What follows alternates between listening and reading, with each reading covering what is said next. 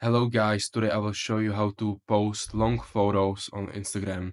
So first of all, you open your browser, then you will search up for Square image.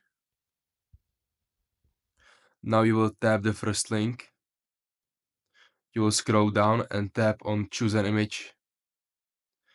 Now you will choose the photo that you want to post. So now you can choose within multiple types of how blurred you want it. So I'm gonna go with the least option. You can also choose if you want to change any color or you can resize it. So I'm gonna go with this one and I'm gonna download it. Once done, you will just open your Instagram and now you will tap the add post. And this is it. This is how to post a long photo on Instagram.